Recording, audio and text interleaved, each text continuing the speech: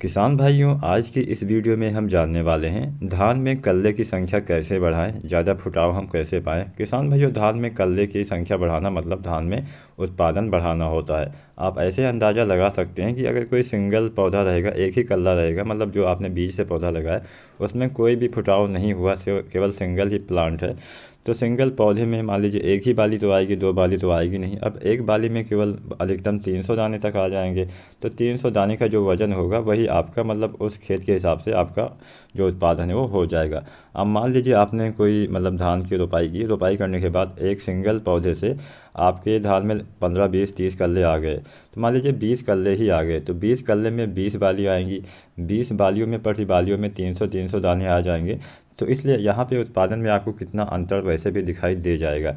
तो इसलिए हम बोलते हैं कि ज़्यादा कल्ले का मतलब होता है ज़्यादा उत्पादन। अगर आप उत्पादन बढ़ाना चाहते हैं तो आप धान की रोपाई से ही कल्लों की संख्या कैसे बढ़ानी है, इस बात पे आपको ध्यान देना चाहिए।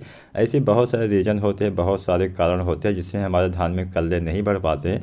सबसे पहला कारण होता है समय से रोपाई न करना। समय से अगर आप रोपाई नहीं कर पाते हैं तो भी ये समस्या आती है। जैसा कि मैंने अपनी पिछली वीडियो में भी आपको बताया हुआ है, लगभग हर वीडियो में मैं आपको बताता हूँ कि अभी धान की रोपाई का समय चल रहा है, तो आपको अभी रोपाई कर देनी चाहिए। जितना जल्दी हो सके समय से रोपाई करने की पूरी कोशिश करें, तभी आपको कल्लों की संख्या अच्छी मिल पाएगी। इसके साथ साथ जो हम खादें डालते हैं, जो हम उर्वरक डालते हैं, उसका भी सही मात्रा में, उचित मात्रा में आपको समय से इस्तेमाल करना होगा। यहाँ पे किसान भाई, बहुत सारे किसान भाई गलती ये करते हैं कि जो धान मतलब अपने खेत में लगाते हैं, डालते हैं रोपाई के बाद, वो बहुत सारे किसान भाई तो 10, 11, 12 दिन के बाद डालते हैं। ऐसा आपको बिल्कुल भी नहीं करना। अगर आप चाहते हैं धान में अच्छे कल्ले आएँ तो रोपाई के समय ही आपको खादों का इस्तेमाल करना होता है। वैसे तो आप 10 दिन के अंदर डाल तो सकते हैं, लेकिन यहाँ पे मैं एक बात आपको और बता दूँ। जब आप धान की रोपाई करते हैं तो रोपाई के 72 घंटे के अंदर आपका पौधा जो भी आप मिट्टी में खाद पानी देते हैं उसको ग्रहण करने लगता है, मतलब पौधा अपना भोजन खाने लगता है।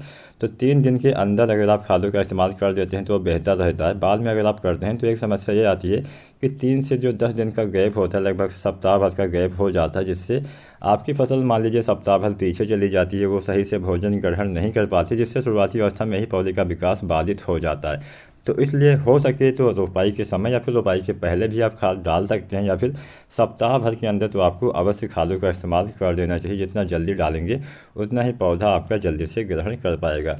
इसके बाद में बहुत सारे किसान भाई गलती क्या करते हैं कि खेत में एकदम लबालब पानी भरा रहता है। ऐसा भी आपको नहीं करना है। किसान भाई, यहाँ पे आपको खेत को कुछ समय के लिए सूखा भी रखना होता है, मतलब उसमें पानी का भराव नहीं रखना चाहिए। कब ऐसा करना चाहिए ये भी मैं आपको बता देता हूँ। जब आप धान की रोपाई करते हैं तो रोपाई के लगभग 20 से 25 दिन के बाद आपको पानी निकाल देना चाहिए। धान पानी वाली फसल अवश्य है, लेकिन इसका मतलब ये नहीं कि पूरे 4 महीने आपको पानी से उसको भरा रखना है। धान की रोपाई के 20 से 25 दिन पे आपको पानी निकाल देना है। इससे जो जड़ें होती हैं उनको भी धूप मिल पाता है और उनको भी ऑक्सीजन सही मात्रा में मिल पाता है, जिससे जड़ों का बढ़वार अच्छे से होता है और ज़्यादा कल्ले भी आते हैं। आप देखते होंगे हमारे बहुत सारे खेत ऐसे होते हैं जहाँ पे मजबूरीवश ये समस्या आ जाती है कि हम पानी वहाँ से नहीं निकाल पाते हैं। तो ऐसे में आपको क्या करना है, किसी भी एक साइड पे जहाँ पे ऐसे खेत हों जो एकदम नीचे वाले हिस्से में हो, तो वहाँ पे एक कोने पे आपको कोई भी जेसीबी या फिर किसी भी मदद से आपको थोड़ा सा गड्ढा बना लेना है, ताकि आपके सारे खेत का जो पानी है उसमें चला जाए। ये आपको करना है 20 से 25 दिन पे।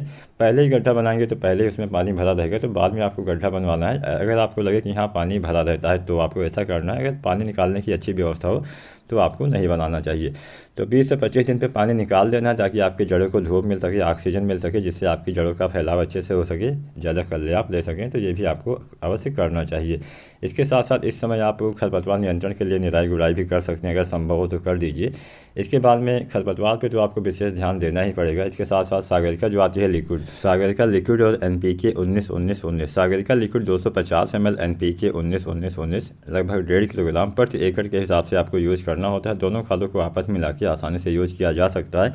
इसका आपको स्प्रे करना होता है, छिड़काव करना होता है, जिससे कल्ले का फुटाव अच्छे से होता है। इसका इस्तेमाल आपको लगभग 30 दिन की अवस्था तक कर देना चाहिए।